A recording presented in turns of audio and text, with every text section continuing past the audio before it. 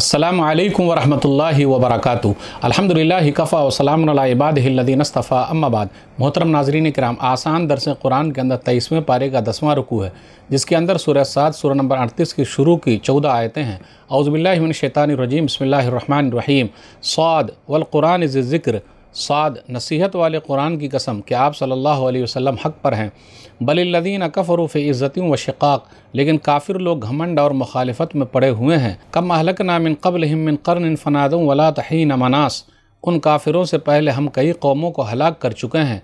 अज़ाब के वक्त उन्होंने मदद के लिए पुकारा, लेकिन बचने यानी छुटकारे का वक्त था ही नहीं। वाजिबु अन जाअहुम मुनज़िरुम मिन्हु वक़ालल काफ़िरून हाज़ा साहिरुन कज़्ज़ाब, और काफिरों को इस बात पर ताज्जुब है कि उन्हीं में से एक डराने वाले मोहम्मद सल्लल्लाहु अलैहि वसल्लम आए, और काफिर कहने लगे ये मोहम्मद सल्लल्लाहु अलैहि वसल्लम झूठे जादूगर हैं। अजअल आलिहत इलाहन वाहिदा इन्न हाज़ा लशैउन उजाब, क्या मोहम्मद ने सारे माबूदों को एक ही माबूद बना दिया है? ये तो बड़ी अजीब बात है। वंतलक़ल मलाउ मिन्हुम अन इम्शू वस्बिरु अला आलिहतिकुम इन्न हाज़ा लशैउन युराद, और उन काफिरों के सरदार हक़ बात सुनकर चल खड़े हुए और कहने लगे चलो और अपने माबूदों की पूजा पर जमे रहो, बेशक ये एक सोची समझी बात है। मा समीना बिहाज़ा फ़िल मिल्लतिल आखिरा इन हाज़ा इल्ला इख्तिलाक़, तौहीद वाली बात हमने पिछले दिन में कभी नहीं सुनी। तौहीद वाली ये बात तो मोहम्मद की एक मनगढ़ंत बात है। अउन्ज़िला अलैहि ज़िक्रु मिन बैनिना बल हुम फ़ी शक्किन मिन ज़िक्री बल लम्मा यज़ूक़ु अज़ाब, हमारे दरमियान से इसी मोहम्मद पर कुरान उतारा गया है।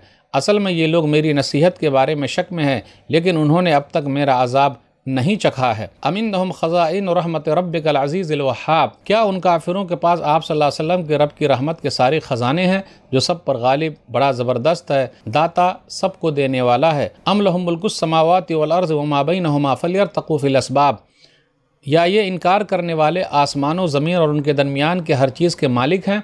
अगर ये बात ठीक है तो ये लोग रस्सियाँ तान कर ऊपर आसमान में चढ़ जाएं, यानी वह आसमान पर चढ़ने की ताकत नहीं रखते तो आसमान और ज़मीन में भी उनका कोई इख्तियार नहीं है। जुंदुम मा हुनालिका महज़ूमुम मिनल अहज़ाब, ये तो लश्करों में से काफिरों का एक छोटा सा लश्कर है जिसे शिकस्त खाना है, जिसकी हार यकीनी है। कज़्ज़बत क़ब्लहुम क़ौम नूह व आद व फ़िरऔन ज़ुल औताद, उन काफिरों से पहले नूह अलैहिस्सलातु वस्सलाम की कौम और आद और मेखों वाले फ़िरऔन ने भी हक़ को झुटलाया था। व समूद व कौम लूत व अस्हाबुल ऐका उलाइकल अहज़ाब, और समूद और लूत अलैहिस्सलातु वस्सलाम की कौम और ऐका वालों यानी शुएब अलैहिस्सलातु वस्सलाम की कौम ने भी झुटलाया था। ये बेशक बड़े लश्कर थे। इन कुल्लुन इल्ला कज़्ज़ब अर्रुसुल फ़हक़्क़ इक़ाब, हर गिरोह ने रसूलों को झुटलाया था, इसलिए उन पर मेरा अज़ाब वाजिब हो गया, यानी अज़ाब उतर गया। नाज़रीन इकराम, आसान दर्स कुरान के अंदर 23वें पारे का 10वां रुकू है, जिसके अंदर सूरह साद सूरह नंबर 38 की शुरू की 14 आयतें हैं। सूरह साद मक्की सूरह है, इसके अंदर 88 आयतें हैं और 5 रुकू हैं। ये नुज़ूल के हिसाब से तरतीब नंबर 38 है और कुरान में भी 38 है। सूरह साद का खुलासा, सूरह साद के शुरू में कुरान के बारे में है, उसके बाद कुफ़ार के बारे में है कि सब मबूदों को एक बना दिया जाता है, तो ये तो ताज्जुब की बात है। उसके बाद हलाक होने वाली बर्बाद होने वाली कौमों का जिक्र है। उसके बाद दाऊद अलैहिस्सलातु वस्सलाम के बारे में है, परिंदे और पहाड़ उनके साथ अल्लाह की तस्बीह बयान करते थे। दाऊद अलैहिस्सलातु वस्सलाम के पास एक आदमी दीवार कूद कर आया, उसका वाक़या है। उसके बाद सुलेमान अलैहिस्सलातु वस्सलाम का जिक्र है कि अल्लाह ताला ने उनको ऐसी हुकूमत दी कि अल्लाह ताला ने किसी और को नहीं दी।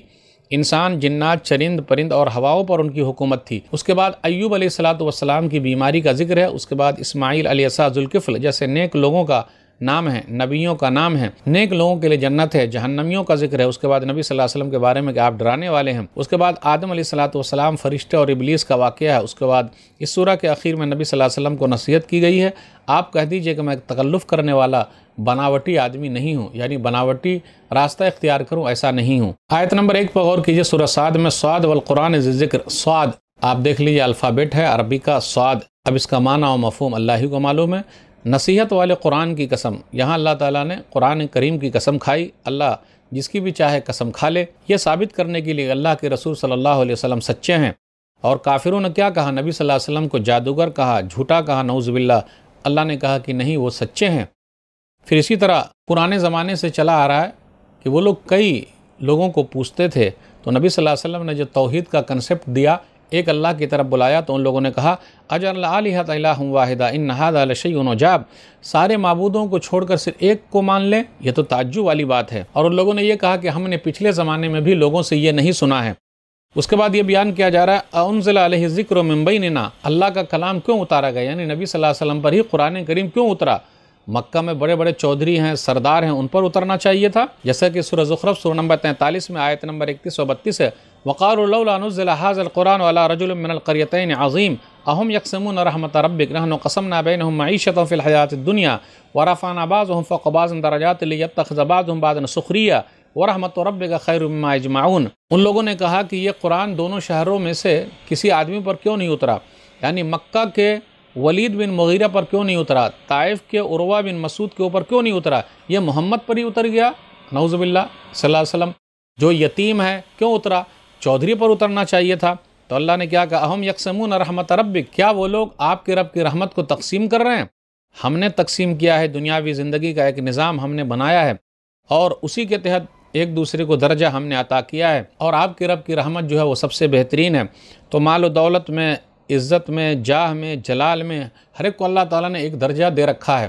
اگر ہر آدمی مالدار ہو جائے تو پھر کام کیسے ہوگا، ہر آدمی غریب ہو جائے تو پھر کام کہاں سے ملے گا؟ تو یہ اللہ کا ایک نظام ہے، وہ چلا رہا ہے۔ تو دنیاوی نظام کی طرح کیا ان لوگوں نے نبوت کے نظام کو بھی سمجھ لیا ہے کہ اپنی طرف سے ہم کریں گے، ہم جس کو چاہیں اس کو دیں؟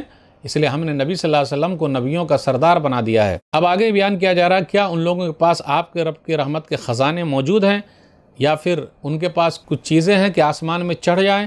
اگر چڑھ جائیں تو آسمان پہ چڑھ کر جو وہی اوپر سے آ رہے اس کو روک دیں، ہمت ہے تو؟ ہو ہی نہیں سکتا۔ یہ تو ایسے لشکر ہیں، تھوڑے سے ہیں، اس سے پہلے بڑے بڑے لشکروں کو ہم نے ہلاک کر دیا، برباد کر دیا۔ جھٹلانے والی قوموں کا انجام کیا ہوا؟ قوم نوح، قوم عاد، قوم سمود، فرعون، پھر اسی طرح شعیب علیہ السلام کی قوم، لوط علیہ السلام کی قوم، سب کو برباد کر دیا، کیونکہ ان لوگوں نے رسولوں کو جھٹلایا تھا۔ ان کل الا کذب الرسل فحق عقاب۔ تو ناظرین کرام، آج کے درس سے بس اتنا ہی۔ اللہ سے دعا ہے کہ اللہ تعالی ہم لوگ قرآن کریم کو پڑھنے، پڑھانے، سمجھنے، سمجھانے، عمل کرنے اور لوگوں تک پہنچانے کی توفیق دے، آمین۔ والسلام علیکم ورحمۃ اللہ وبرکاتہ۔